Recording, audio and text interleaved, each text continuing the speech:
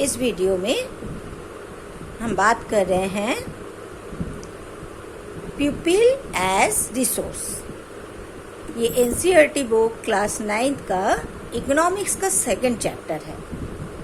People as resource it is very very important chapter for board exam. Beside that, it is also helpful for the so many competitive exams, especially SSC, bank, and so on. First, we are talking about the people as resource. In last lesson, that means village Palampur, में हम लोग क्या पढ़े थे? Factor of production. और factor of production में सबसे ज्यादा इंपॉर्टेंट था that is the human capital. अब ह्यूमन कैपिटल क्या है? जो रिसोर्स है पीपल एज रिसोर्स, उसी को हम ह्यूमन कैपिटल भी कहते हैं। अब आ जाइए, अगर आप देख रहे हैं दैट इज ए गर्ल और ह्यूमन बीइंग, और which type of human being? Able human being.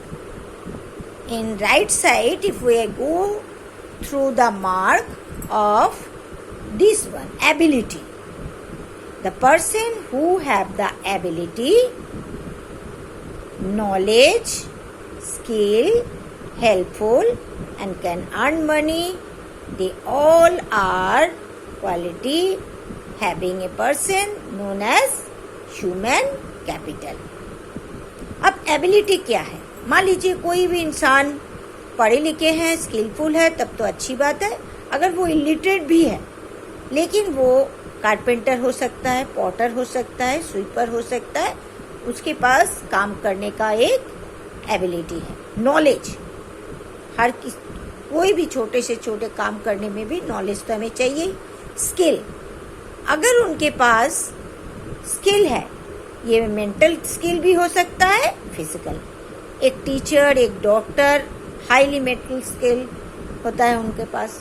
लेकिन जो एक लेबर है, वो लैंडलेस लेबर है, खेतों में काम करता है, या रिक्शा पुलर है, उसके पास भी तो रिक्शा चलाने का स्किल है।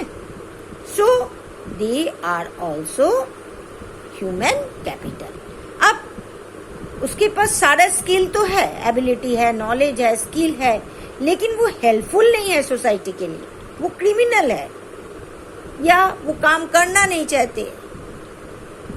They only help lazy and pass their time, और किसी के ऊपर बोझ बन के जीता है। तो ऐसे पर्सन हमारे लिए ह्यूमन कैपिटल नहीं हो सकता। एक क्रिमिनल, वो एक ह्यूमन कैपिटल नहीं हो सकता है। द पर्सन अर्न मनी, कोई भी पर्सन जो किसी तरह का मनी अर्न करता है, that is also human capital. अब हम आते हैं, ये सारा चीज डेवलप कैसे होगा? How it can be develop, और how a human being, normal human being a capital for society. किसी भी सोसाइटी के लिए ह्यूमन बीइंग कैसे एक कैपिटल बन सकता है? The first is that is health. अब लेफ्ट साइड में देख ही रहे हो, अपॉर्चुनिटी, उनको पास अपॉर्चुनिटी मिलना चाहिए, और उसका हेल्थ अच्छा होना चाहिए, उसके पास हाउसिंग का फैसिलिटीज होना चाहिए, न्यूट्रिशियस वैल्यूज का फूड होना चाहिए, एजुकेशन तो होना ही चाहिए। So they are our human capital.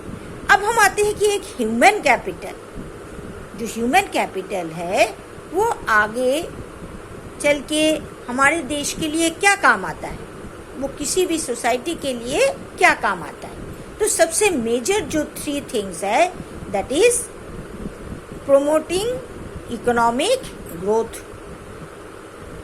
अब कैसे भी वो सोसाइटी में कुछ ना कुछ इकोनॉमिक ग्रोथ में पार्टिसिपेट करता है, अपने घर के लिए भी, सोसाइटी के लिए भी, कंट्री के लिए। एफिशिएंसी ऑफ लेबर, उनका हेल्दी होगा, एजुकेटेड होगा, नॉलेज होगा, तो वो ज़्यादा बेटर वे में काम कर सकता है। एडिंग प्रोडक्शन कैपेसिटी, दिन प्रतिदिन उसका काम करने का तरीका बदलता है तो ऑटोमेटिकली ही उसका प्रोडक्शन भी ज़्यादा से ज़्यादा हो जाता है। अब हम आते हैं जो इकोनॉमिक ग्रोथ होता है, उस इकोनॉमिक ग्रोथ में हमें क्या मिलता है। तो first thing is there, economic growth में बेटर क्वालिटी ऑफ लाइफ।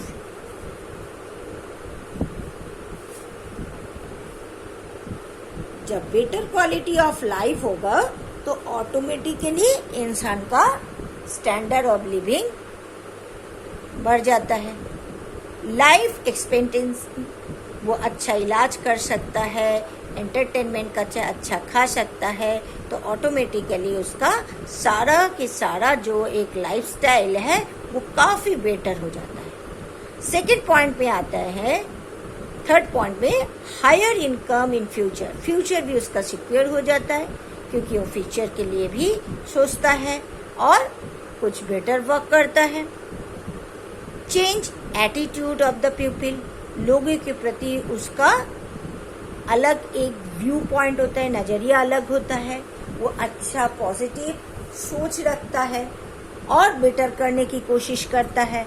तो ऐसे लोग किसी भी कंट्री में होगा तो ऑटोमेटिकली उस कंट्री में क्या होगा, that is better society and will develop nation, वो नेशन डेवलप हो जाएगा।